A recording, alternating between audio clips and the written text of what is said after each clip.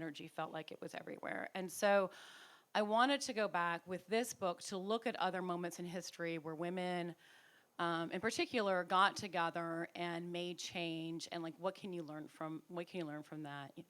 We had suffrage was the best sort of starting point for that, and 100 years ago, women won the right to vote.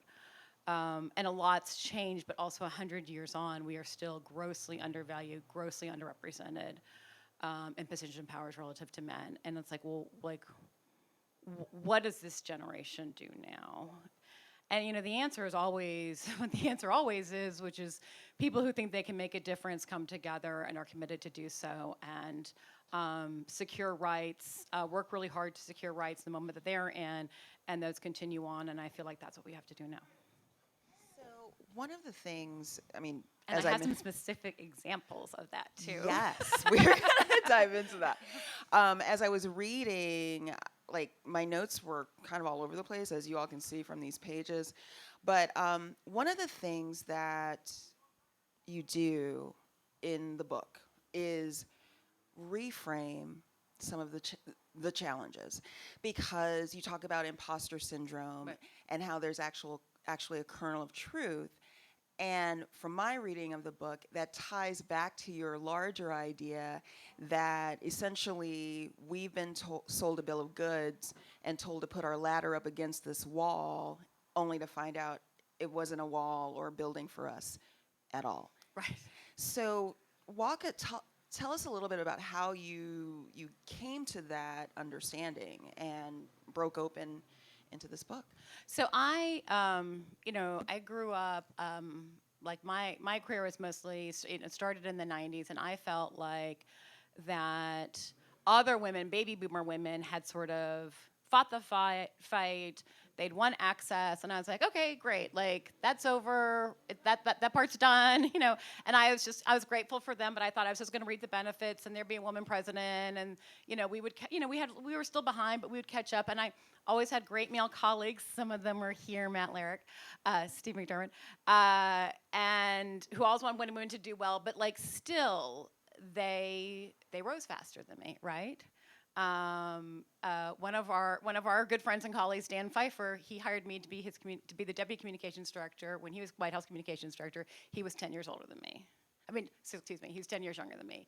Dan does not think he's 10 years better than me, right? But just like in our paths, he was recognized, he rose really fast. I didn't rise as fast. And I like started looking around, like there weren't women presidents. There weren't, there was 8 women senators. It just like, it wasn't happening. And I used to have some girlfriends that would complain about it being a man's world, and I never went along with that because I thought that was like griping, and it sort of like diminished what I had accomplished, right? Because I didn't want to think that way, that it was a man's world, and I thought I was doing great. But then when I came to see, was like, eventually what I came to realize was I wasn't doing great in a man's world. I was doing great making it run well for them. I was doing great perpetuating these sort of like power dynamics. So people would say about me, we couldn't do it without her. She's a great number 2. Right? Yeah, I hear that a lot, don't you? Yeah, she's a great number 2. I don't know about number 1, she's a great number 2. And I was sort of satisfied with that. I liked being the person that everyone could rely on. And then you realize you're not getting paid the same. You tell yourself the titles and the money don't matter. And when you do that, you are perpetuating it. And particularly for white women who have like a sort of like better perch than people of color, it means you're enabling, it's like more of a responsibility to break out of that because you're really enabling that system to continue. And of course, and it blocks people of color out, and it has for centuries. So it was seeing all of that, and I thought if I described it to people in a more objective way, maybe we could look at it differently. Like, you're not wrong to have an imposter syndrome because you are working in a world that was built, power systems that were built centuries ago by men for them. And we've always been trying to fit in. I mean, look at Kamala Harris standing over there in her suit, right? The way we dress, the way we speak. And for a while, sort of following a man's path and like modeling their behavior, I think that made sense, but it doesn't anymore. And this was, I was trying to have women and men both sort of like look at the situation more objectively. Imagine if if women had been in power from the start, how a man might feel, how a boy might feel growing up in America if 75% of Congress were women. How would a guy feel growing up in America if all our presidents had been women? You know, if every Friday night the entire town turned out to watch girls play soccer and women play football on television on Sundays, like maybe you would feel like you don't quite fit in, right?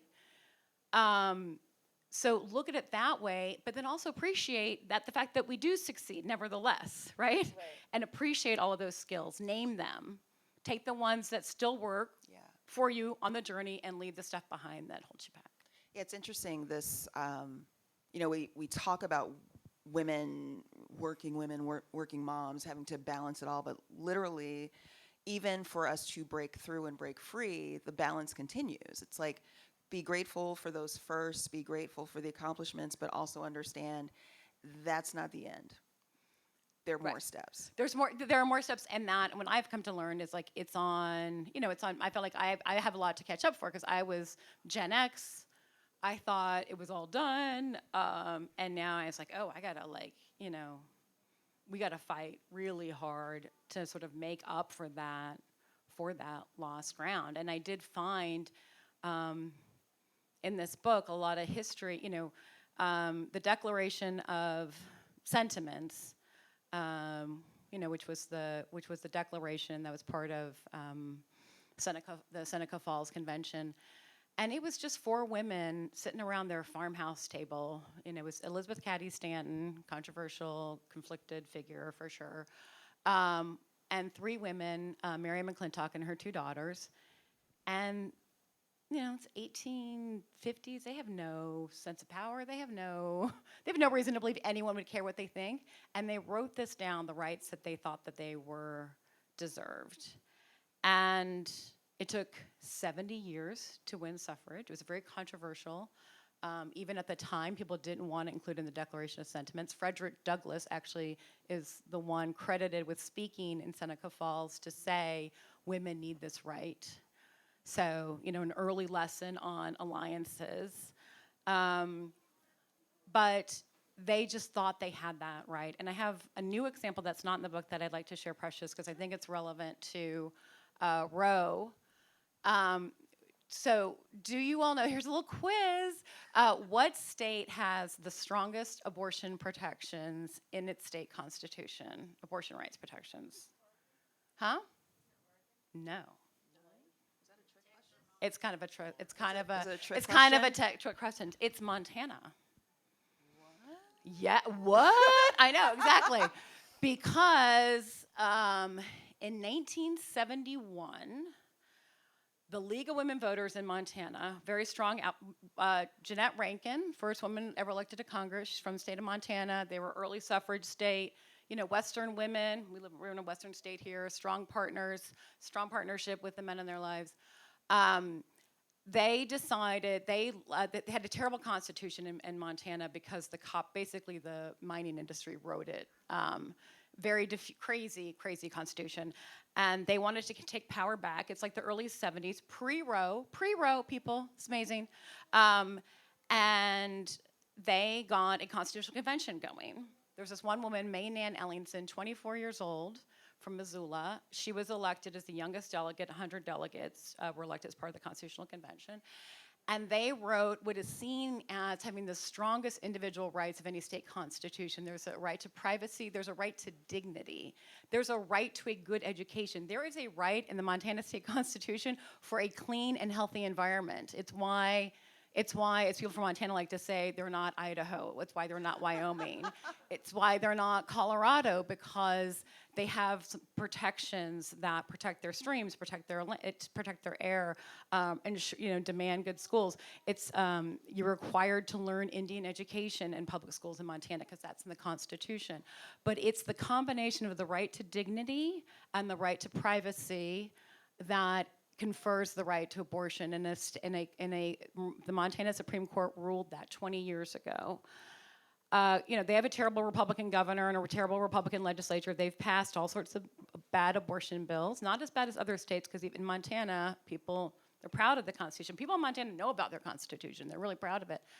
And it's not, they know that it won't stand up in court. And so like that, if you look at a map, where it shows all the trigger states, the states with trigger laws, it's weird, but it just like stands out on its own that you can't do it here because not that many women, it's a small state, but they got together, they organized this convention. So the people of Montana decided what they wanted to enshrine for rights that the state legislature couldn't touch, right? And 50 years later, now they're trying to undo it, of course, but 50 years later, that still stands. So like, I think that's where we are. It's not like, oh, why isn't Biden doing more? Like, why can't he do more? It is like, we have to decide what we want those rights to be and figure out the way that we need to enshrine them as you and I talked about before, Precious, so that they stay and they're not, they stick this time. So many questions, even just from the first half of your answer there. But let's go ahead and kind of dive in and really parse out the manifesto and the things that can be done. One of the things, if you all haven't read the book or picked it up, I highly encourage you to do so. It's excellent. It's a great read. And the paperback was just released this year. We have some copies for sale. One of the things that you do that I really enjoyed is each chapter opens up with like a modified take on the manifesto. Yep. And so it feels like a list of action items. We love to do lists. So what, in this moment, what from the manifesto would you say we'll say like the top 3 must-dos right now? And I did that because I think sometimes books about women leadership can be a little, they can just be too amorphous, and that it's like I need like concrete things to come out, right? And so like this is stuff that you can do in your own life. These are basically, it's either changing the way you're thinking or leaving behind bad sort of behaviors and biases that you have that we have all internalized. So I think the number one thing is support other women, right? So that is support women is that is the book in 2 words. When we buy into the sense that success is a finite resource for women, we make it true, right? If you buy into the notion that women are in competition with women, you make it true. I really think this is the biggest thing that, like, if there was one thing we could change that would make a big difference, it would take the lid off of like women doing well. It is thinking that we're in competition as opposed to allied with each other. It's not just like something that feels good. It's like actually sort of like sociologically true. Once women become 30% of a company or an organization, critical mass theory. Yes, that's when real change happens. When you stop feeling like a token or an other. You're looked upon for the own value that you have, not as like just a woman or just a person of color. Like whatever it is, you are. That's where there is real. That is where there is real power. And so I think that is the most important thing. And the second is just to believe in your own power to make a difference. Like the women that we can grow. We have seen that we have seen throughout history. And then I think that I have a chapter called Partners, and it's for men, and also I just think it's for if anybody's looking to be an ally,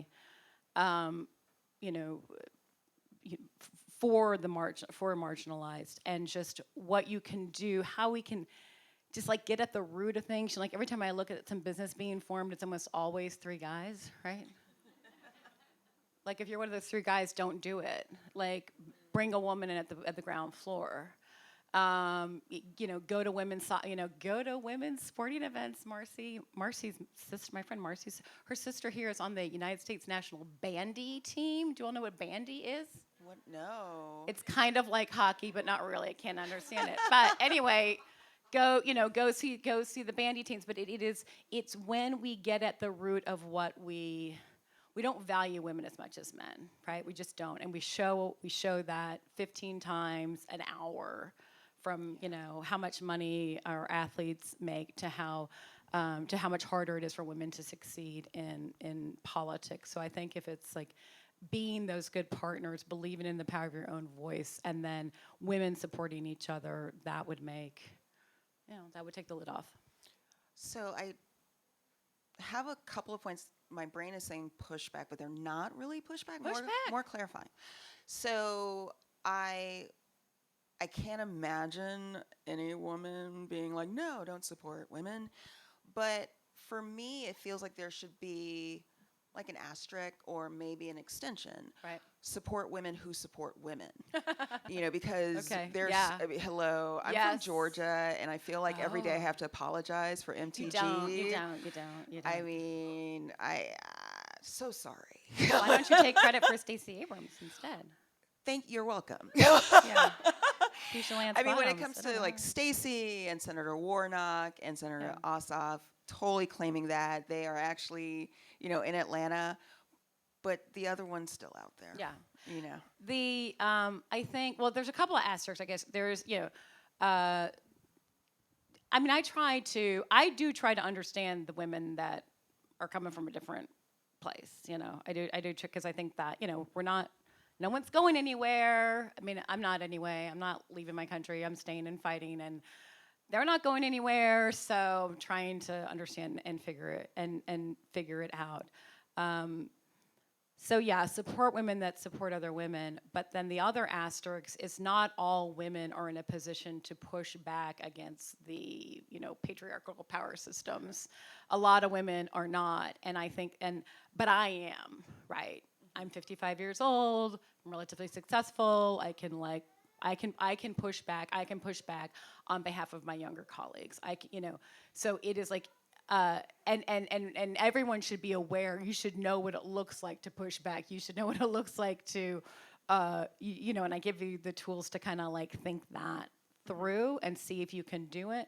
But it is those of us that are in the position to do it safely, because we got to live in the real world too, right? We got to live in the real world as we're pushing to change it. Should push. So another point that comes up, and you touched on it a little bit, but I want to go a little deeper. You talked about McClintock's daughters, I believe, and how they befriended more, I'll say, activist British suffragettes. Oh, yeah. And reading that and just kind of thinking about where we are now, and our event manager, Angelina, there is much younger than me. She turned 22 in May. And I find our conversations so fascinating because back to that particular piece, that energy that they had, that like rebel, like burn it all down, that is very much Angelina. Yeah. And I feel that is very much the energy of our Gen Z women. Yeah. And you juxtapose that with, we love her, but Nancy Pelosi, who isn't Gen X, she's a boomer, rock solid. And it's like, how... Is she even a boomer? I mean, yeah. Is she greatest generation? Sure. Yo. She's not, yeah. That's my grandparents. Yeah, I mean, Wow. look, she is like an incredible like force of nature, and I got like nothing but respect for her. But she is like, she's like even older than that. Yeah. So how do we, or what do you say about that tension? Because to my mind, women supporting women who support women and women leveraging their voice, whatever privilege they have, should also come with at least a moment of taking the step back. Like you referenced about how pretty much every startup, they're three dudes, and you're so right when you said that, I chuckled. They're not always white.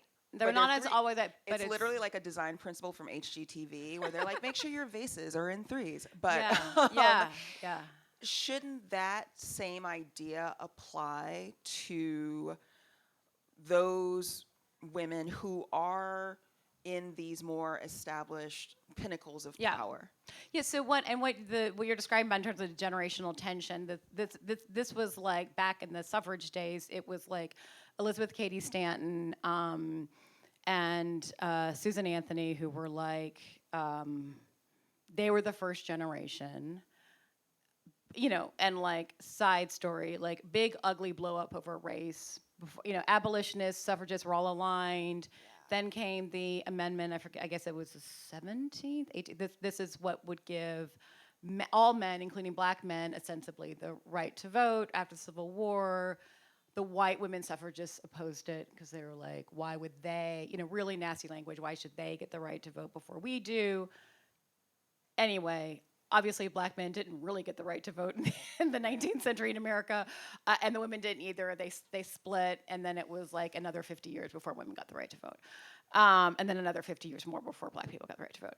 So it was like a bad story of bad alliances, and but those women kind of hung on and clung to their ways, and then Elizabeth Cady Stanton's daughter, actually, Harriet Blanton, I think. Who was like, the next generation is going to be so patient, and they weren't. And that was when you had Alice Paul. That's when you had like the young women who posted themselves out in front of the White House, who like went on hunger strikes, who were jailed, and they had a much more aggressive. And there was fighting. There was the more moderate group, just like today. There was the more moderate group. There was the more activist group. You needed them both. And some of the women leaders saw the beauty and the good in like the younger women fighting more aggressively, and didn't really get out of the. I wouldn't say they got out of the way, and I don't think that anybody needs to get out of the way. It's like a democracy. Voters can choose. If they don't want to vote for somebody who's older, they don't have to do it. And I don't think anybody should wait till someone else steps aside to run. They should run if they think that they're a good candidate. But there were some that fought that, and a lot of older women said this is they saw it as good. And that's how I was talking to a younger, like a Gen Z, and I said I feel like my role is to kind of call out when I see sort of like gender bias at work, and your job is to not accept it when it does the way I did. Right? So like that's how I see generations can work together. So are you hopeful? Are you feeling hopeful with Gen Z and what you are seeing kind of out in the world? Oh yeah. I was like where was I recently where I was like, oh yeah, good luck. For like the right wing. I was like, okay, yeah, like just seeing this was for the circus a few months ago, and Ron DeSantis, the governor of Florida, who like keeps making up bills to solve problems that don't exist. He was signing the Stop Woke Act. You think you know what that is, but you don't. You think that's the Don't Say Gay bill, but it's not. It's something else. It's a whole nother totally fake thing called the Stop Woke Act. And he was signing it at a high school in Miami.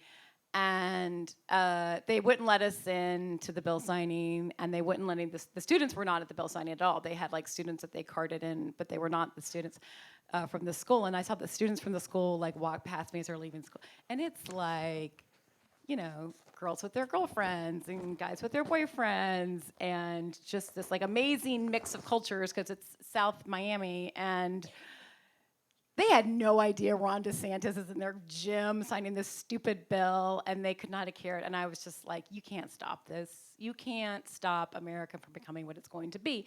If we all, I am optimistic because I do think that it is like a scary, most scary, precarious time I've ever seen, or thought I would ever see in my life.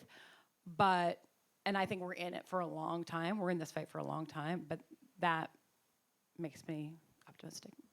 Okay. You sure? No, definitely not sure. Definitely not sure. Like it is like, like you gotta organize constitutional conventions. Like I'm not, even in blue state. I know that in this state, I know there's now a constitutional amendment to put it in, but it's like, that's what's at stake now. It is citizens have to decide, what do you want your country to be? You see, my perspective, I'm really glad Joe Biden is president, but you shouldn't think that just because he's president, he's going to be able to solve all the problems. Like, there's a fight for the soul of this country. Like, that we haven't seen in 150 years, and it means people have to engage in a different way, and we can come out of this completely broken, 50 different states of America, be like the EU, like that could be, right? That could be like the, or Miles doesn't like that. Yeah, he was upset. That's Miles. Or we could come out sort of revitalized. You could lock rights into place the way those women in Montana did, the way May Nan Ellingson did when she was 24 years old. I have to say, one, I am very grateful.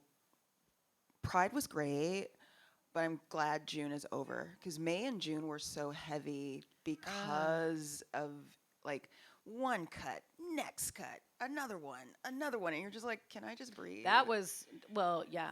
Right. Yeah, And it's May and June were the huge gray balloon of Dobbs, the case overturning Roe, because we had the leak. Guns.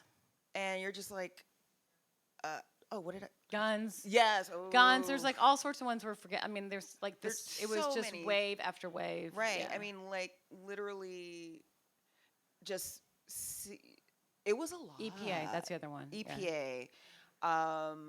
School prayer, even. Yeah. I mean, I was fascinated to read an excerpt from the decision where they're like, this coach, he's just doing it on his own. It's quiet. It's in the corner. Yeah. The players feel no pressure. Players have no pressure. I'm like, he's on the 50-yard line, y'all. The players want to play. Sure the players wouldn't be concerned that might affect their playing time if they don't participate. I'm sure that wouldn't matter. Yeah. And it's like, now that it's July and I've had the long weekend to get some sleep, I realize the sort of clarification by fire that these last 2 months have actually been, the focus that comes in, to your point, because it's like, okay, we need to, what do we want? How are you feeling about how it's being harnessed? Because I think a lot that's in the book, in some of the points, some of the manifesto elements, I see that already happening, maybe not as organized, but do you see it kind of permeating already? It's too early to tell, but I do see. I see we see some evidence of that. We see some evidence of that in terms of what this happening in this state with constitutional constitutional amendment. You see people understanding that they have to take big bold actions. I feel like the midterms are going to tell us a lot. Will it be sustained? Well, the thing that I worry about is, will people feel demoralized or outraged? And you can't feel demoralized. Everyone, you have to feel outraged. And the country, politicians are not reacting to public opinion because not everyone votes. If everyone did, it would be different. So I just it's too soon to tell, but it does feel different. I'd rather be our side than theirs.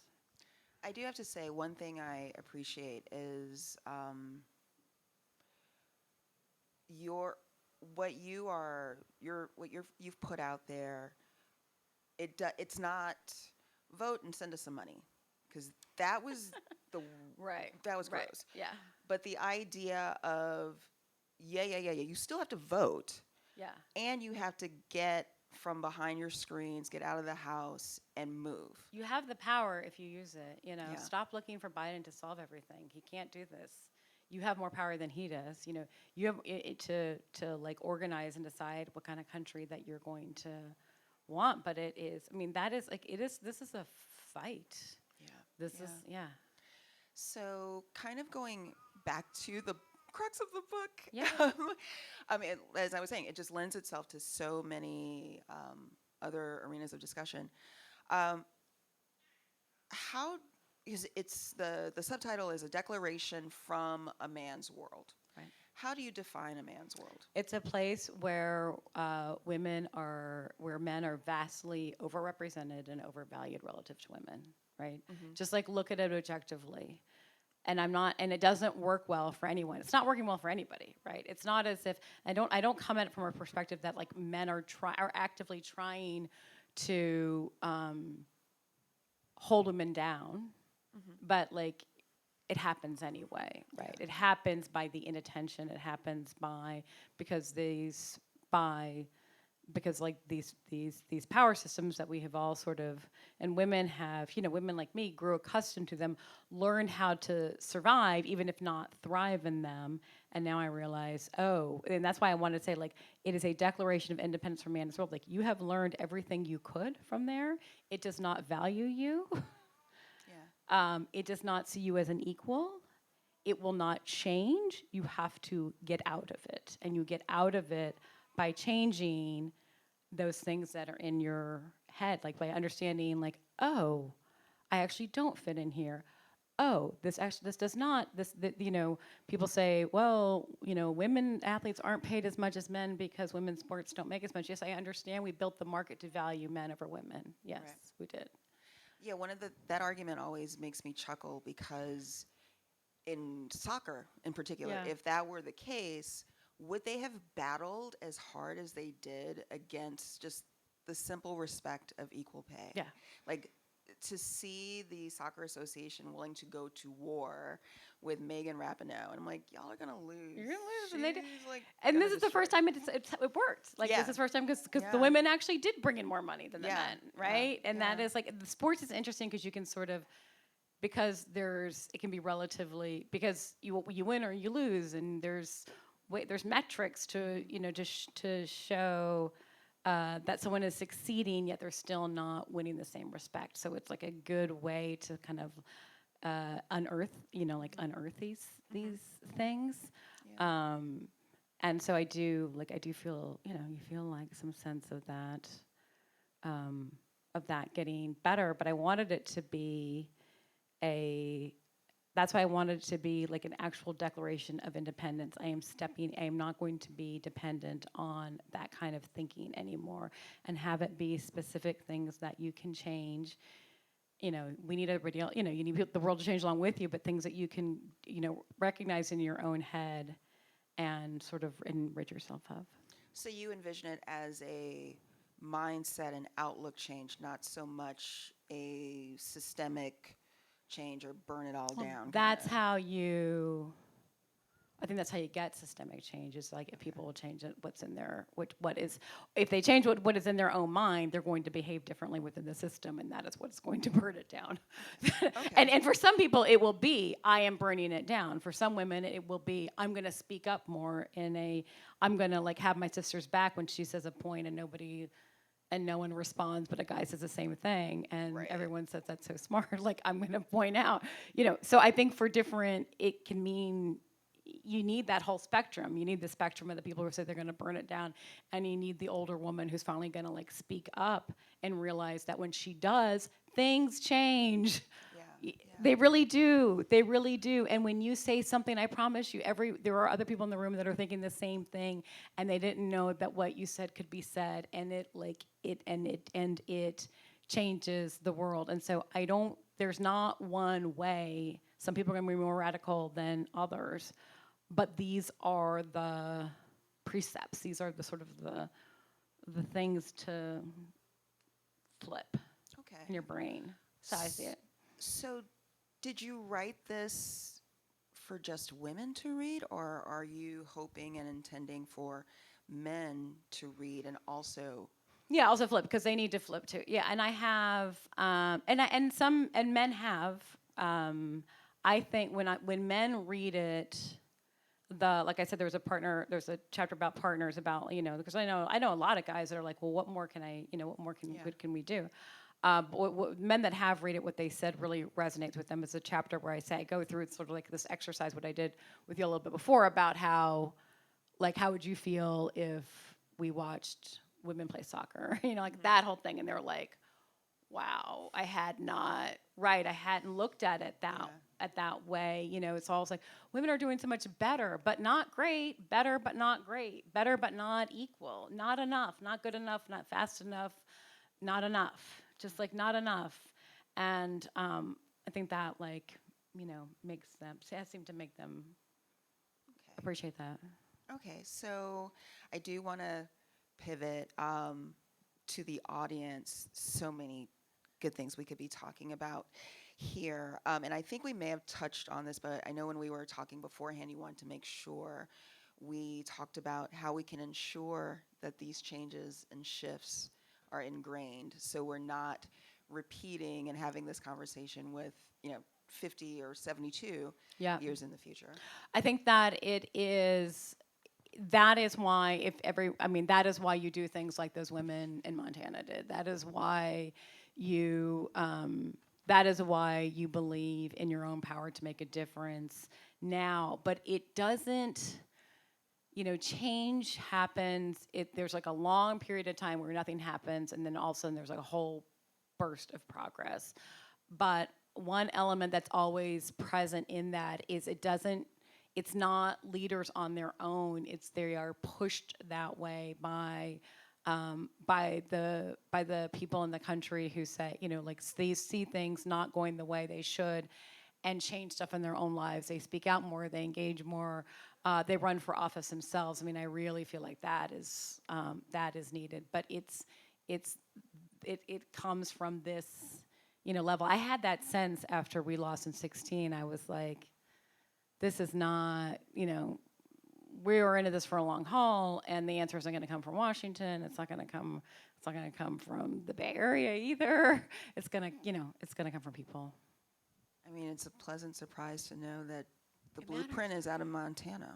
Isn't that amazing? That's like, that was not on my bingo card. I for know. today. I know. I was good friends with the former governor of Montana, who was a Democrat, and talked to him about, like, abortion. I was like, well, isn't that hard? He's like, well, no, because we have a right to abortion in our constitution. I was like, what? You what? It's like, oh yeah, and like a right to a clean and healthy environment. I was like, wait, what? What is this? It's like a really interesting. Yeah. All right, let's get some audience questions. And who wants to start us off? All right, Sam.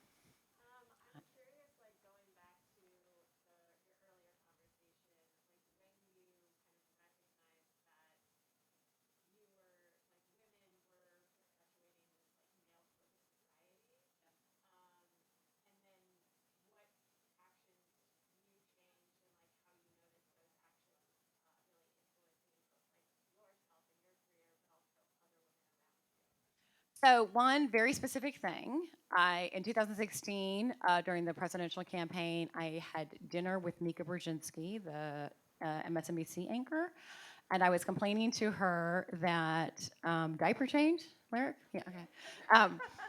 And I was complaining to her about how expensive Brooklyn was. Our headquarters were in Brooklyn. I was like, crappy apartments, $4,500 a month. I know that's nothing to you all. And I was like, are those American dollars? Those, like, what is that? What kind of currency is that? And she said to me, I can tell you aren't making what you're worth. It's written all over your face. Yeah. And I didn't even tell her how, that's how I felt. I was like devastated. And I didn't even tell her what I was making or anything like that. And I was like, what do you mean? She said, it's written all over your face. I don't care what I'm paid. I just want to do a good job. I just want to be a member of the team. Like, none of that stuff is important to me. And I was so pissed. And I came up, walked home, and I was like calling like 3 different friends. And they're like, yeah, that's totally you. And I was like, can you believe she said this to me? They're like, yeah, that's 100% you. And that's when I had this realization. I was like, I'm a chump. And the danger is, it's not just about me. It means I'm like suppressing salaries for everyone else that's marginalized. And so the next day, I went into the office and I was like, I am former White House senior staff. I have cabinet rank. I should be making more money than everybody else. And the campaign manager was like, you can't make more money than everybody else. I was like, yes, I can, because it's like, oh, I'm sorry. Is there other former White House senior staff on this campaign that I'm not aware of? Like, is there, no, there's not.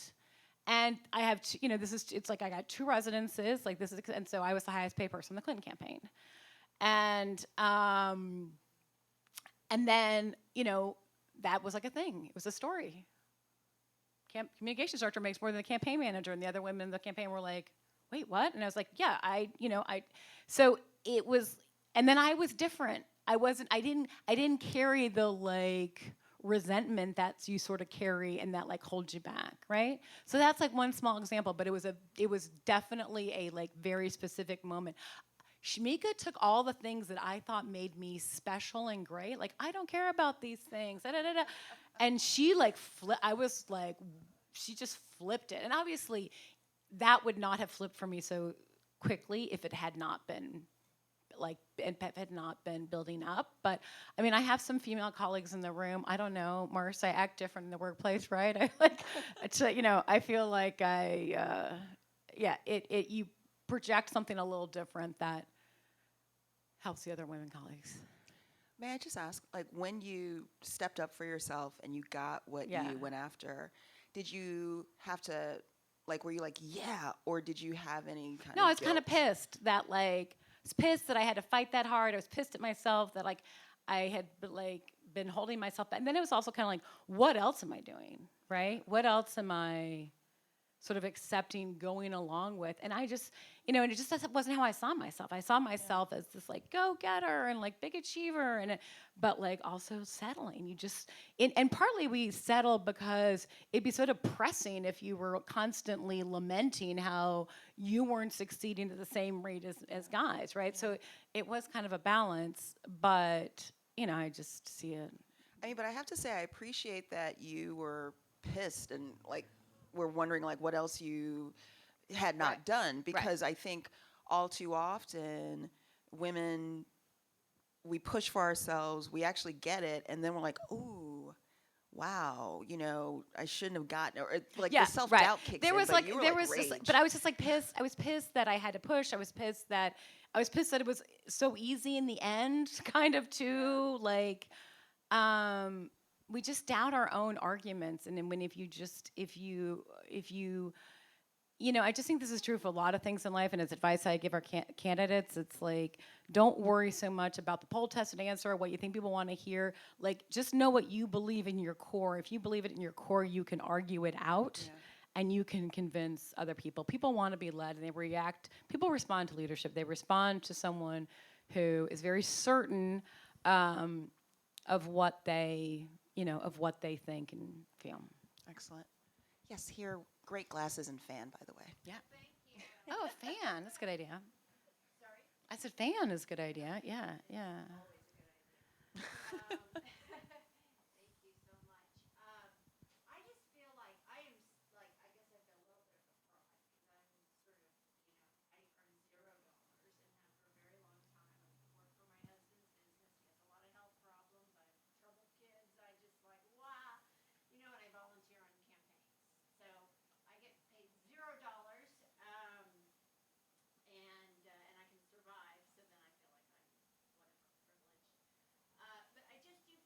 Sounds like you're working.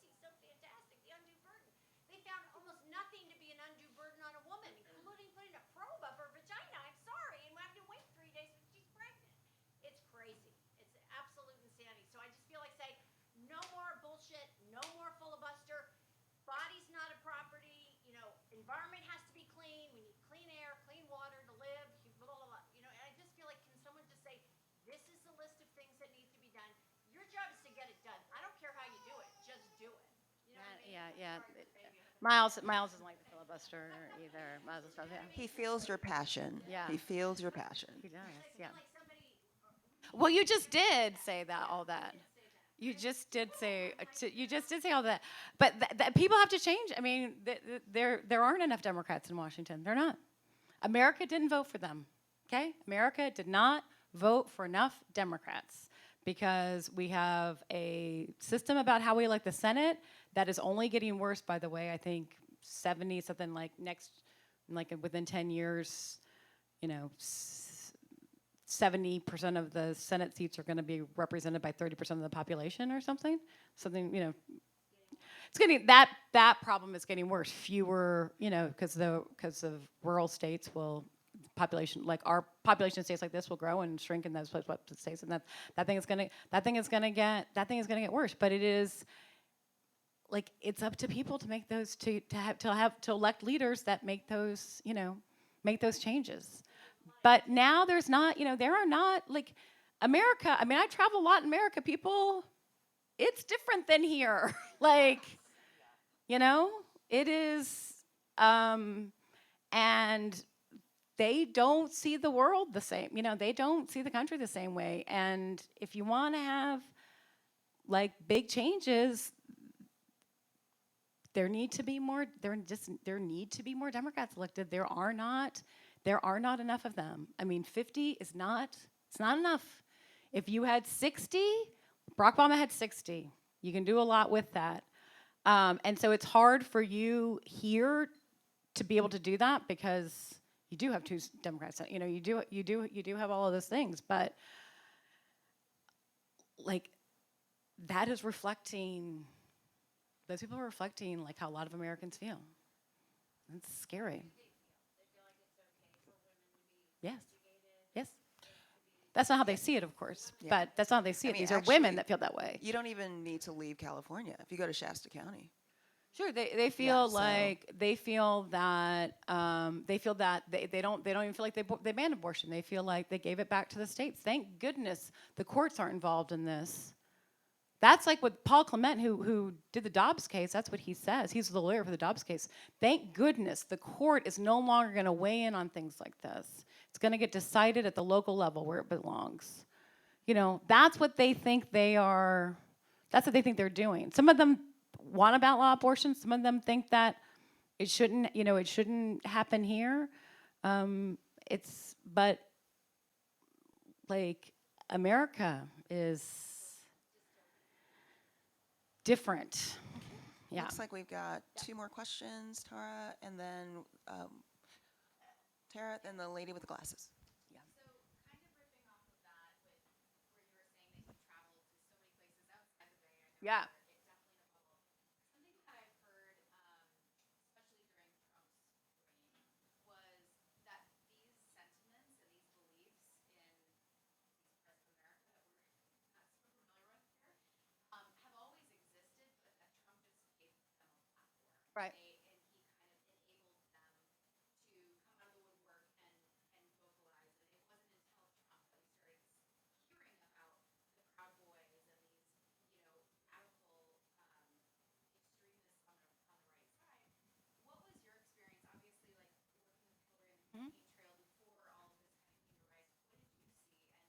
how do you think that is there truth to this idea that Trump gave the platform to people? Yeah, I think that we were in for a reckoning, right? I think that we were in. I think we even though we're in the Bay Area and like Silicon Valley, and I think that we'd still discount how powerful the internet, what a change that is. I was talking to somebody like a historian about this, and he was like, the Gutenberg Bible. Writing the Bible caused 100 years war. Followed, 100 years war followed. Advent of radio and television after that happened, and there was mass communication that way. World War I, World War II. Okay, and this is like just dwarfs either of those developments. And everyone having the power to have their voice heard and feel like they had the right and also pressure to do so. Right? I don't discount that. Russians saw wanted to stoke like division in America. They like helped amp it up some, and then Trump like unleashes it to a new level. And I think that, you know, where the Proud Boys bound to sort of emerge at this like time of sort of reckoning and like after decades of radical change in terms of the economy and demographics in America, like probably, but like that's what was so devastating. Is like I knew once he won, we would never go. It was like too late, like to go like to like swerve to avoid this, right? We are going to be in it. Um, but I don't. But I think it's important to know, like, I do this in my own life, but then also travel that I do for the circus, go to a lot of red states, talk to a lot of Trump voters. You know, they're not all. They don't think they're racist. Okay, like you know, one friend of our family who you know has an adopted white son who became a pastor in a black church, has a black family. You know, this man became very involved in the black, you know, this like older white Trump guy, very involved in the black church. You know, they don't think, some of them, a lot of them don't think that's what they're doing. Okay, that element is very present, but they think they're doing the right thing for their country, right? They believe it just as strongly as you do. It's sort of reassuring. It's also sort of devastating. When you talk to them one on one, do you really think Biden stole the election? Well, like, I don't know, like maybe not. When they get polled about it, they feel the need to, right? So this is like what I churn on all the time. Like, how do you, how do you like kind of brush the hyperbole aside, find something to connect to? In the back. So, I mean, actually, my question sort of plays off of that. So, I'm from Michigan. Originally, I lived in the Bay Area. Uh huh. Parents are Western Michigan Trump voters, Yeah, Republican I family. spent a lot of time there. Yeah, Yeah. it's a crazy place. Go see them. It's very much exactly what you're describing. Yeah. And I mean, I just literally had a conversation with my mom about Roe, and she is like very much on this like states' rights thing, and she's Republican though, and so it's really interesting to me. And I'm just curious, you know, from all of the travel that you've done and the people that you've talked to, how do you approach those conversations, and how have you seen people be successful in sort of moving the needle? Because I do think like those friend-to-friend conversations, family conversations are what's going to move the needle for us. So like, how do you message those kinds of things with someone? I'm almost the magic answer. Yeah. Oh, great news. I had the magic answer, everyone. But you know, yeah, like Yeah. how do you kind of cut through that noise because they're getting so much disinformation, so much crazy stuff. I start with just having them see like, wow, she worked for Hillary and she's not insane and not that nasty. Like that is like kind of like an eye opener for most people. You know, I talk to them about sports, things that we can, you know. I'm like, go Spartans, you know, right? Like, you know, what about, yeah, you know, I find I'm blanking on your coach, the Michigan coach. Harbaugh, yeah, you know, like how about that? Good for him. Like what a goofball, but like he pulled it off. Um, so, and then I say what I find again, like what I said before about like believing what you believe. I find if you're like, well, I see it this way. This is what it's, you know, neither one's. It's like they're really not like your mom's not coming from a bad place, right? She thinks it should just belong to the states, and we see it as an activist court, like you know, gerrymandered their way into overturning this right. They're not going to rest until. And she's like, well, what's you know, and it's like, well, and then I would say, I'm worried that that same like effort might happen here too. That it won't just stop there. And I say, you know, that's just where I'm coming from. But like a really light touch will go. And what I find is, this is true. People may that you think you're not getting through, and you are. It takes a while to sink in. This I experienced this in a different sort of project. It was related to climate change, and it was about farmers changing their practices. And it was like they didn't seem to be hearing you. And then they came back. This woman, you know, was relaying the story to me like a year later, and the farmer's like, I've been thinking about what you said, and I'm doing farming this way now. And you know what? It is making things better. So, like, just don't think you're not being heard. But if it is like talking points and anger, like it's not gonna get, that won't get through. Ah, all right here with the animal. It's a print. It's a print. Like a little town in Manchester. Like 4 pounds or something like that from the 70s. Yeah, cool. I think like this might sound really like idealistic, but it's almost like we're like as humans we can communicate with like 150 people is our natural way of like sort of integrating with people. So social media is just kind of just this crazy world. But when I see like so much obviously not coming from America, like I'm from Australia, like just this opportunity to observe and, like how, like as an outsider. But do you think there's some sort of any value to trying to get back to the grassroots of some of these, it might sound ridiculous, but almost like Californian families adopting a family from a red state, like developing relationships with people that are completely different, just to remind each other that we're all human, we all love these babies, like we all want them, Yeah. this commonality, getting back to remembering our similarities, Yep. because there's just so much about how we differ. It's almost like do you need to get to like one. I think you do need to get to, do think you need to get like a granular personal level. I think that what I have seen what I've seen work is that can't be around anything close to politics. That has to be a problem that is like out, raising money for Ukraine. I was shocked. I couldn't believe. I was so happy. Such a small thing, but I was so happy that America was like all on the same page. Shocking, right? Or it is, this is like another experience in the sort of environment space. There's things, collaborative conservation, where farmers and, environmentalists who normally are not aligned find themselves aligned on a small thing, and they work together on that, and they leave the rest of it alone. But I think, find the thing, and it may even be something dumb like sports, or it may be something charitable, but a way to engage outside of the fight on a personal level. All right, everyone, a round of applause, please. Thanks, Jennifer Brent. Palmieri. So thank you all so much for your patience. We've run over a little bit. I know a handful of you bought tickets